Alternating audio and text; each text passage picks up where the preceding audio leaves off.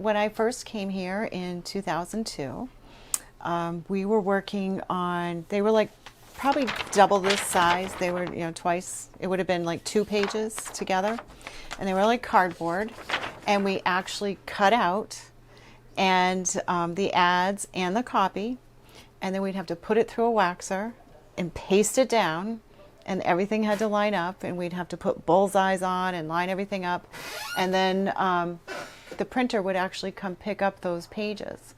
And now we can actually just put everything down digitally, and we can send it electronically to the printer. I think at least 3 of us up here are tech junkies. We love new programs. We love learning anything new, and if it's hard and challenging, we enjoy it.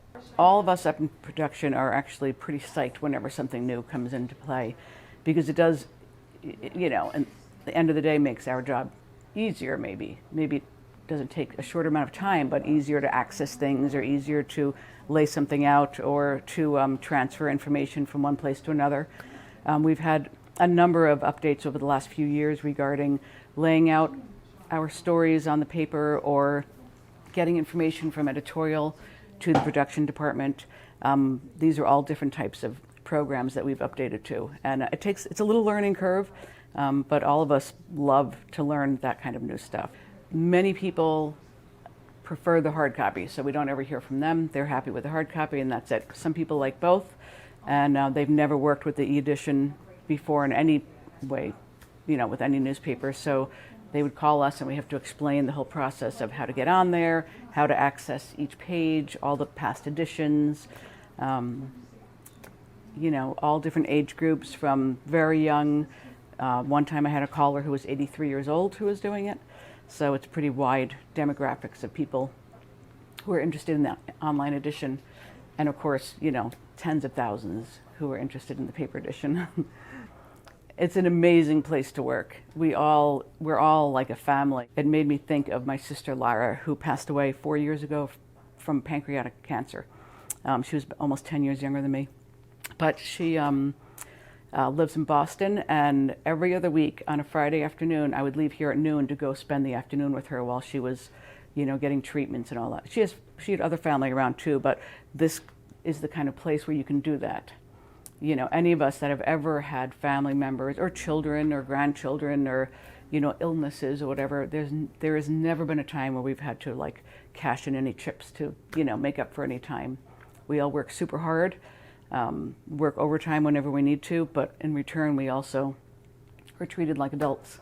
What we do here is allow people a lot of latitude in their jobs, in that, our sports reporter, for instance, doesn't just do sports. If she comes across an issue or a news story that she wants to do, she runs with it. Because we're so small, I am not just the editor. I'm also a reporter and a photographer. And I have on occasions done layout and subscriptions and whatever else we need to do. Nobody here really has just one job. It definitely helps the paper run, because you're not the only person who can do something. You don't rely on one person to do subscriptions or to do, the front desk or advertising. People can step in if they need to do just about any of the jobs here. Well, I think it contributes to sort of the relationships we have here among the staff. Everybody kind of understands what everybody else does. So it helps us get along, I think, and really have empathy towards other people's problems and issues that they might have. People find it hard to leave the Chronicle, I think, as you can see, given our 10 years here. So.